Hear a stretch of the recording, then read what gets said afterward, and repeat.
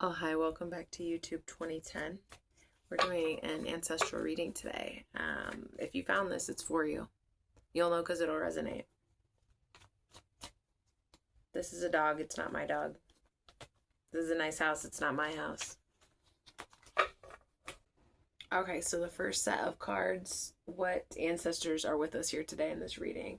And I pulled the Shaman, which is the Magician, the Six of Bows, Six of Wands, and the Sun. These are very warm and inviting cards, joyful even.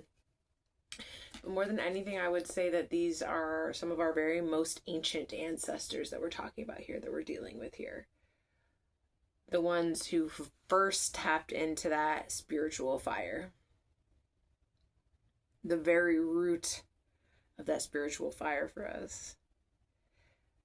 These are our ancestors whose names were forgotten millennia ago. These are shared ancestors.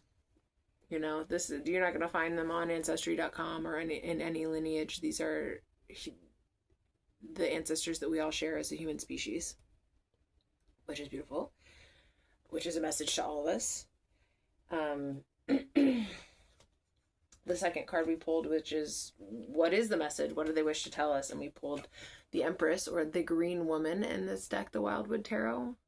So especially when we see in this deck, the message here is about connecting to the earth, connecting to the creative energy of the earth. It lives inside us. It lives outside us as well.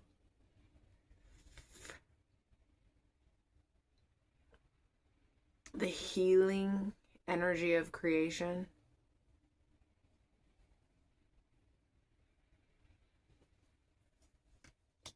What can we do to honor these ancestors in particular? I don't think there's any surprise here.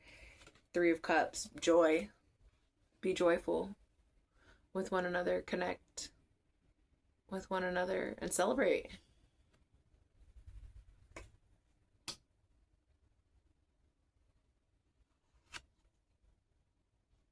Because what we've inherited from these ancestors is the very ability to enjoy the benefits of rational thought, to be more than animals, if you will, to think objectively, to take a step back from our immediate surroundings and plan ahead, plan, focus, reflect. We're jumping a bit ahead here about the advice, but this speaks to our very ability to reflect, which is how we grow.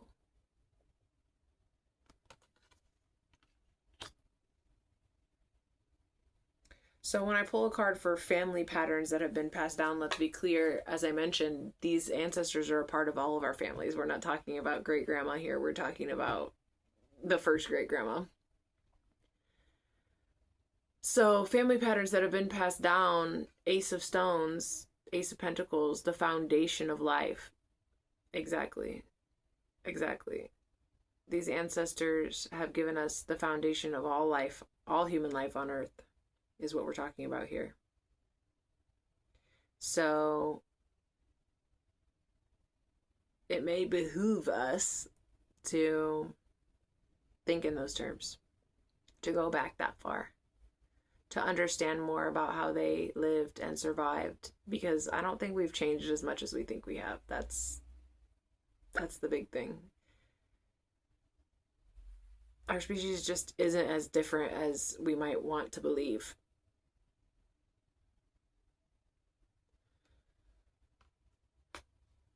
The big mystery here is about the healing energy they provided. And I say the big mystery because they threw three cards at us. Four of Cups, Knight of Wands, and the Tower reversed. And so here's what I'm getting from these cards. These cards are all about being able to make the most of a bad situation, move on from something that has become stagnant. Resiliency. These three cards all speak of resiliency, adaptability. That's the healing energy our ancestors are providing for us at this time, which makes a lot of sense because as a human species, we're going through a lot at this time. I mean, every day there's a threat, an existential. I mean, there's 100 existential threats to our species every single day. Is it nuclear war? Is it AI? Is it climate change? It's hard to understand how. It's hard to envision a future for our species a century from now. I'm sure we're all guilty of believing that we're the last generation that's going to live. And so what we're getting here is a message about how we have what it takes to live. We are an adaptable and resilient species. We have the power of objective thought that's gotten us as far as it has to this point. We have the ability to connect with the earth. She will bless us. We can apply our ability to think rationally to what we see around us in this earth and use it wisely. And frankly, joyfully. There's something magic in that joy. There's something absolutely sustaining in that joy.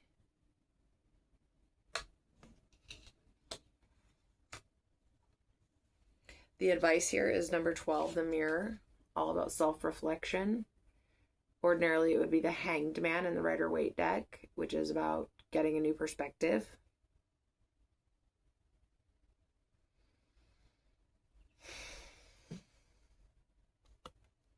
I want to get some more information about some of these. Let's actually start with the advice.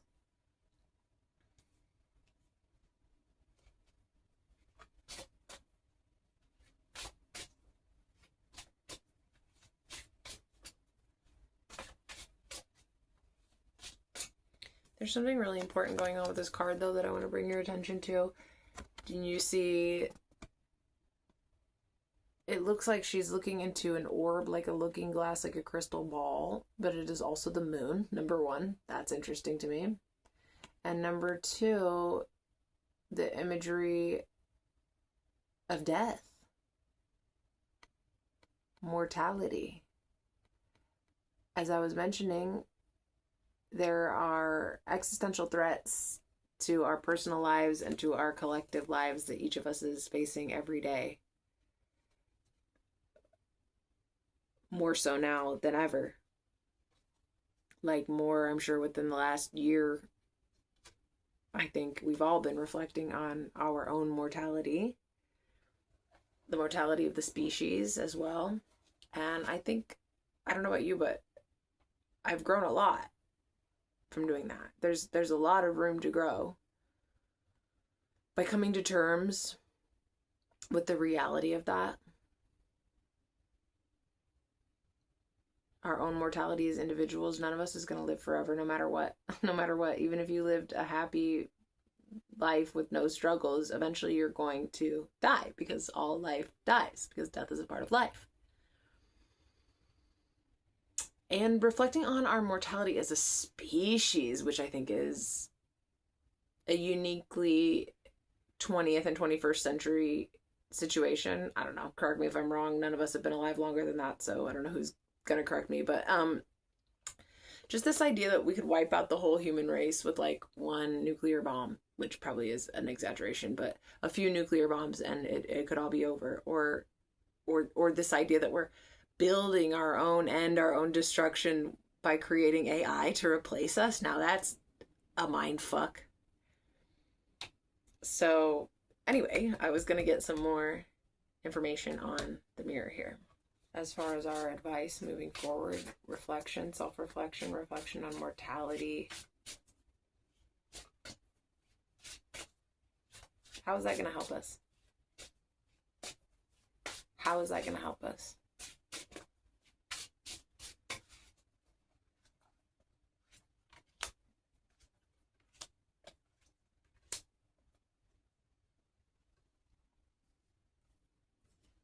It's going to give us a new way of thinking. We're going to move from these troubled waters, these thoughts of sheer panic, these very tumultuous belief systems that probably trigger our nervous system. We're moving to calmer waters.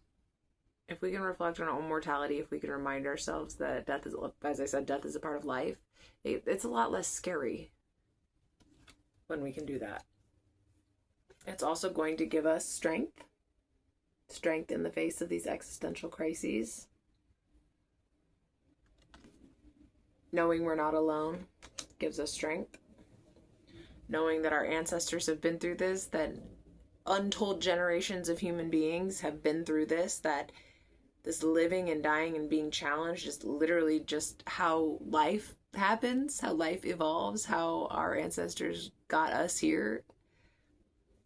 And then finally, it's going to give us that spiritual power that we need to potentially make a change, to save something, to save ourselves, to save the world. I don't know. But maybe that's wishful thinking. But potentially that reflection could we could be rewarded for doing that work by locating our spiritual power. That much I think is safe to say. And I just want to unpack the message a little more as well. I mean, let's get it a little deeper, you know. Maybe it's self-explanatory, but let's see if we can't open up the message a little more about connecting with the earth, creative energy, the goddess, the green woman, Empress 3 and 3 of Cups, joy. I think her message is one of joy and celebration, but let's grab a couple more cards.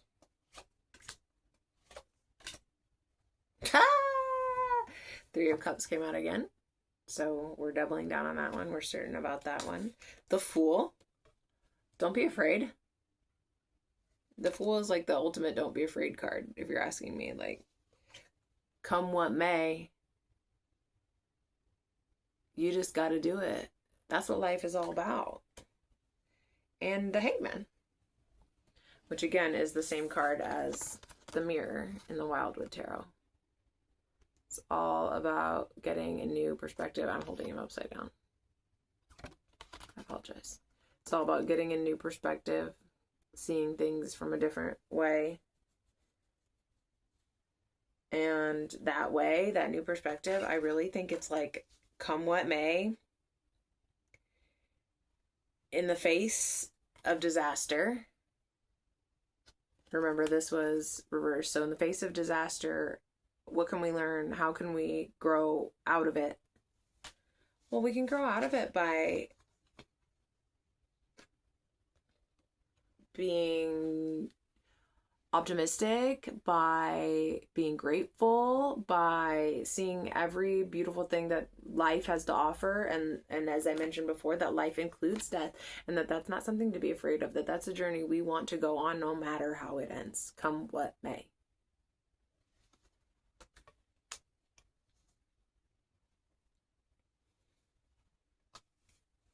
Because I'm still just obsessed with these cards that came out when we were talking about the ancestor.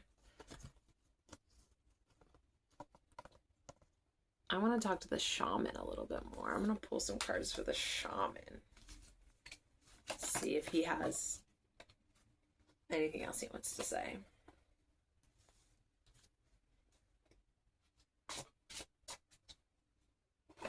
Here's one card that came out.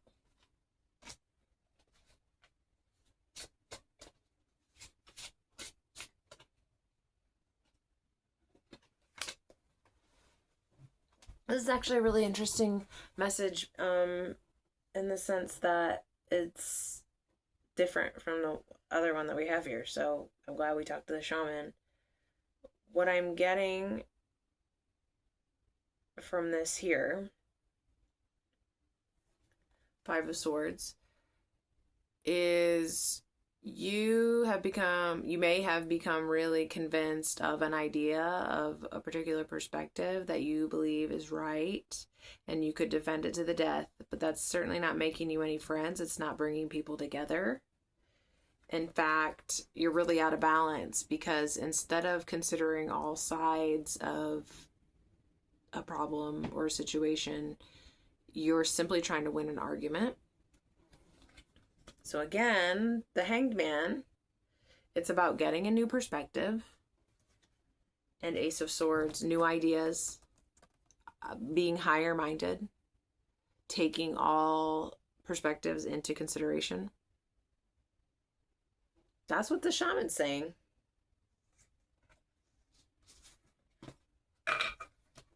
Okay, I'm clearing the table and I'm leaving only the shaman and the green woman here as the god and the goddess that are speaking to us here now. Sort of the active energy, the potential for life, and then the actual bearer of life. And I'm just kind of curious what those two messages have in common. What's the bigger picture here?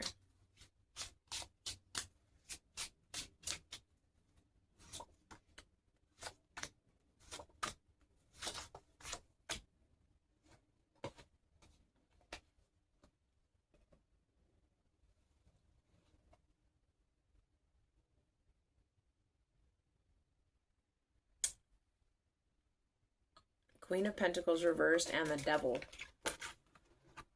Both the shaman and the green woman are telling us that we're not tapping into the healing energy of the earth. We don't adequately understand the laws of nature, the potential of nature to heal us.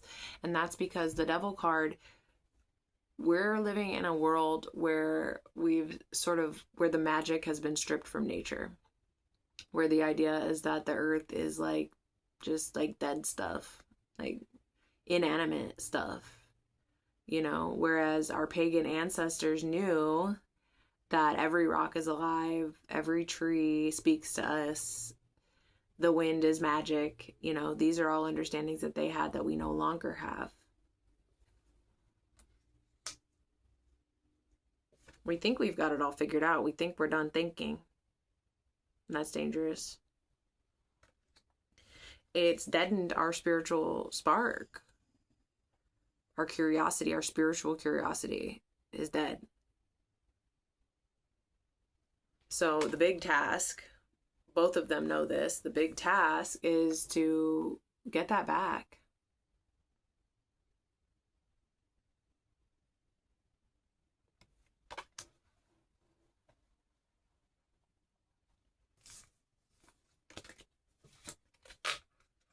And both of them have told us, how do we get it back? Come to terms with the reality of our mortality as individuals and as a species. That's a big one, I know. Be open-minded. Be open-minded. We don't know everything. We barely know anything. Let's be real. If we can be open to hearing what the ancestors have to remind us of, that'll take us a long way towards solving some of these problems. So